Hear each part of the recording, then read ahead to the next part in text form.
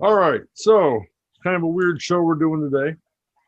Um, we're doing a video. We have Drake all the way from Burnet, Texas. We have me all the way from Burnet, Texas, and we have Kyle Redman and his beautiful wife all the way from where in New Mexico are you? We're in Rio Rancho, New Rio Mexico. Rancho, New Mexico.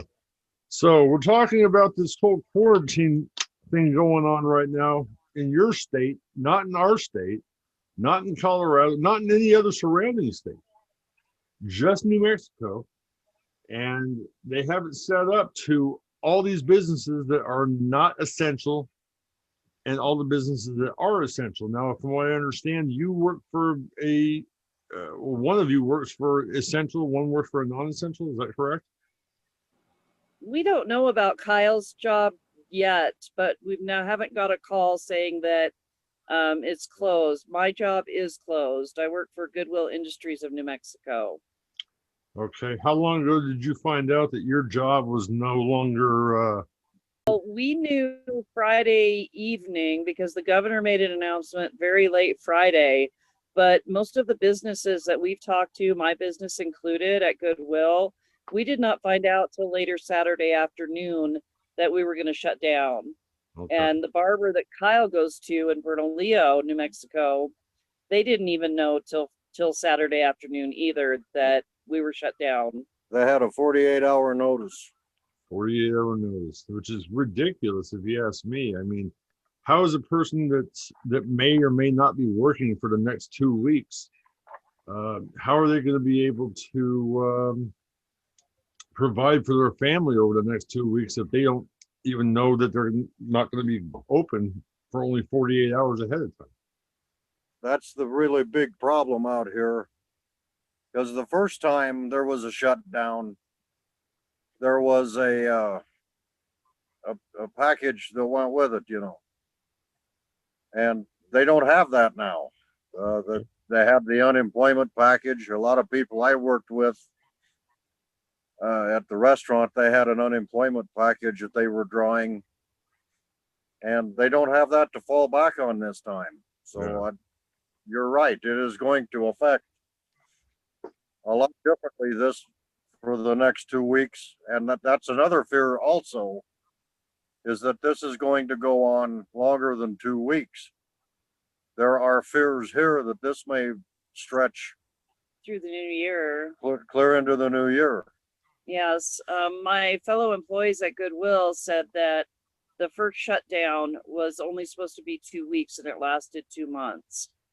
Yeah. Yeah. So, our company, Goodwill, does provide what they call quote unquote COVID hours. So I have almost 80 hours of quote COVID time in case of a COVID shutdown. So, I mean, I'm good for a little while, but if this goes on more than 2 weeks, you know, I'm not going to get paid. Yeah. Yeah. I understand. Um, so yeah, the 2 week thing, what really bothers me a lot, I mean, granted, there are people out there who are unable to work, such as yourself.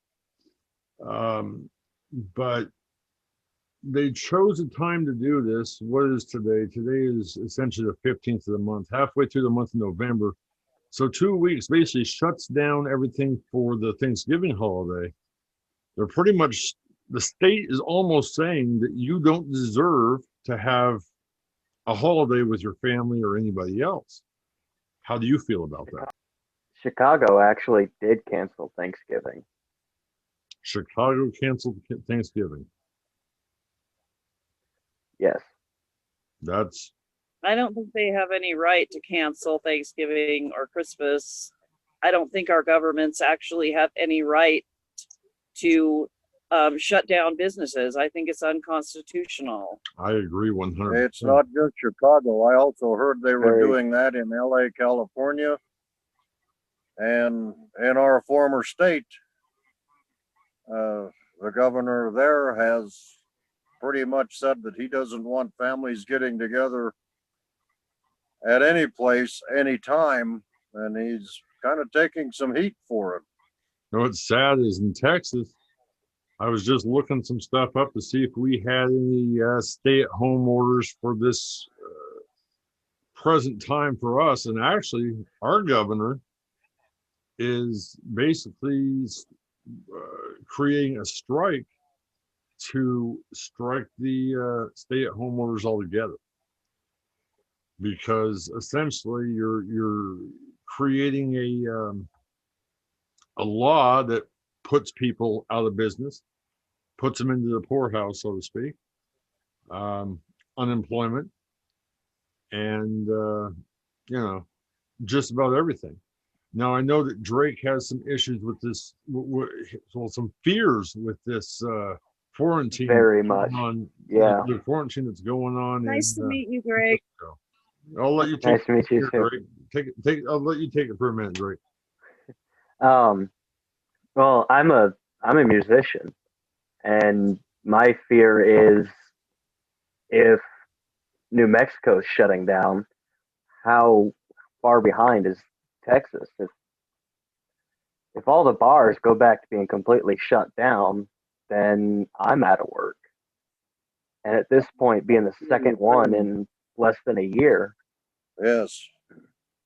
I was a polka band leader for 38 years, and something like this was unthinkable when we were playing all the time. I haven't played, it's probably, 3-4 years now. But this was unthinkable when we were busy. And I feel very badly. This has all but decimated what was left of the polka music industry in Colorado. There hasn't been a dance since this started, and I don't actually think I think this is going to kill it. I think this is going to be the nail in the coffin. I hate to say it, but I do agree with what you say. There's a lot of people that are going to be hurt here because all the bars, all the casinos are closing, and that's just the ones that were open. Not all of them were open yet. Well, it seems to be disproportionately affecting a lot of the Native community businesses here because there's so many very large reservations around Albuquerque and around New Mexico, and a lot of Native-owned businesses in this area. And if you shut them down, they're already not doing that great. So, you shut them down, it just creates an additional hardship. So I agree. It's unfair. I A lot of the natives up there have been having a hard time forever, and shutdowns definitely don't help them. Definitely not. Yes, totally agree. What I've seen at my work, we have a lot of regular customers that come into Goodwill, and it's a very inexpensive place to shop. Obviously, it helps people, obviously, but it's an inexpensive relaxation, sort of a retail therapy for a lot of these people. We have people that come in every day. We have people that come in 2-3 times a week, and they're not spending tons of money, but it's therapy for that. They have somewhere to go, somewhere to talk to people, somewhere where they connect. And it's not just the employees like me that are being shut down. It's the other people that have a sense of community going to these places, these local businesses, these local places, these people that they know, that they can go and have a conversation that, oh, my daughter, she had a baby. Oh, my uncle that broke his leg, he's doing great. It's the sense of community that we're losing. And music is that too. Well, with music, it's a little different thing for some people. I know that with Drake, for example, he's more of a street musician. I mean, he does occasionally get some gigs where he's playing in a bar, restaurant, or something like that. For the most part, though, he plays on the street. In Colorado, he was doing okay even during the pandemic. But down here, we did go down to Austin about a week and a half ago now. 10 Play days? like the indie festivals and stuff. Haven't had a chance to, but I would love to. I Right, one of the reasons why I play street music. I just love getting out in front of people and playing. I have a lot of fun right. doing it. Yeah, they have a mile of music in Wisconsin that my daughter really misses where I used to live. And there's tons of street musicians there, tons of little indie groups that play the bars, and people on every street corner playing. And that's all been shut down in Wisconsin. And it was very special. All the people like you that are out there on the street corner playing. And she couldn't enjoy that, this year either because it was shut down.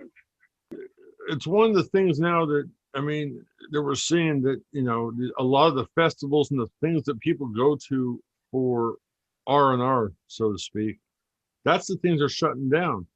I was looking over this list of essential and non-essential businesses again. Playgrounds are non-essential. So places for children to play is non-essential. However, golf courses are considered essential. Does that make any That sense makes to no you? sense. That makes absolutely no sense to me either. It doesn't make sense to anybody else here Well, either. There's businesses that stayed open the last pandemic or the last shutdown, the same pandemic, but Yeah. that shut down the first time. Sherri and I both worked at a donut shop. I won't say which one, but and we were considered essential. However, the restaurant across the street, which specialized in sit down dining, was listed as non-essential and closed. Because they didn't have a drive The through. only thing that kept us open, we had a drive-through. Yeah. I am reading something here. New Mexico, the governor has made it now. Any business that does not close, that is considered non-essential, will be fined $5,000 a day for every day they stay open beyond this Yes, closing. I heard that yesterday from my barber. I also heard it. I went to Target earlier today, and even Target was worried about what was going on here Yeah. because they're cutting down. They can still open, but they drastically reducing the amount of people that's in their store. And they're worried about it because this is their bread and butter season. This is where, a lot of businesses, especially retail, through the holiday season, that's where they make their money. Yeah. And Well, either make you it got or break it. And a lot of these, when you start hearing Target being worried about it, that's when you stand up and take some notice. I kind of wonder if Walmart is worried about it as Target is. Because I think in some cases, and this is obviously just a guess and a reach out into the wild blue yonder here, so to speak. But I believe in some ways the government may be assisting some of these big chains that aren't getting the money. In the end, they will be the only chain that's left. Does any of that? Do you believe any of that might ring true? Well, I mean, from everything you see, it would appear that way. I mean, you know, so much of the platforms that have been going on and the push that has been going on is, oh, socialism, oh, government, oh, you know, everything it's upside down, backwards, and wrong. And if you shut down mom and pops, you shut down the voices. You put them back on the dole, you put them under your control, where when they're thriving, they're not in your control. That's And that's a lot of what I think this is about controlling people. Yeah, I agree 100% on that. I believe, a lot of things, decisions have been made by politicians or news media uh, outlets over the course of the past, few weeks that I think in a lot of ways, and I don't want to make this channel political, but I do believe Right. in a lot of ways that there's some decisions being made because of this pandemic, and it's controlling a lot of other people's either decisions on different choices of what they do or what they believe. A lot of people are in fear right now of which way everything is going to go, whether it be political, long term, as far as just overall enjoyment of life, which, you know, that is a right that Americans have, is, you know, is to enjoy and feel enjoyment in things that we do. Um, but right now, I think that there's a lot of things that are happening due to this pandemic that's causing, um, well, this country to change its way of believing a lot. Um, you know, I believe that 50 years ago, if something like this was to happen, the people would have still questioned it the same way they're questioning it now, but they would have fought harder to rectify it. Right now in this country, I think that the American people, the standard American person, has changed quite a bit over the last 50 years. And now they're either fearful that the government is going to control them or not allow them to be heard. And it's changing the way people think and believe. I mean, how do you feel about that? You know, I think there's some truth to that, but I also believe that some of that is because of, you know, differences in the way kids have been raised, differences in values, things that we've gotten away from as people. Um, you know, the everyone gets a trophy, so to speak, kind of mentality. Yeah. You know, you can't spank your kids, you can't instill discipline. You know, kids need discipline growing up. They need to have boundaries, because once you're an adult, you have to make boundaries for yourself to function in society as a healthy, functioning adult.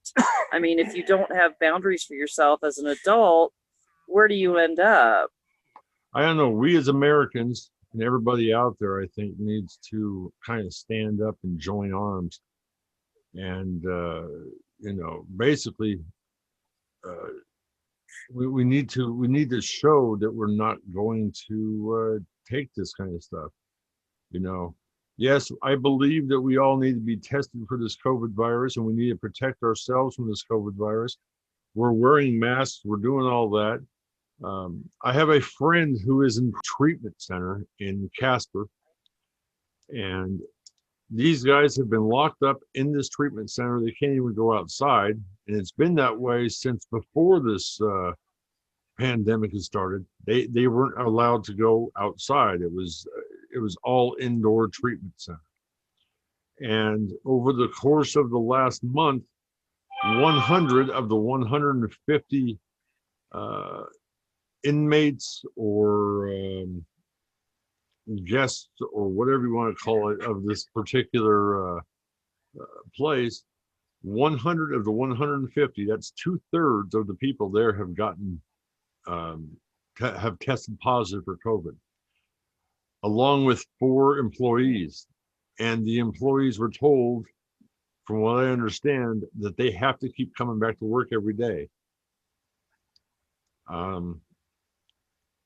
But I mean, I think there's a certain point where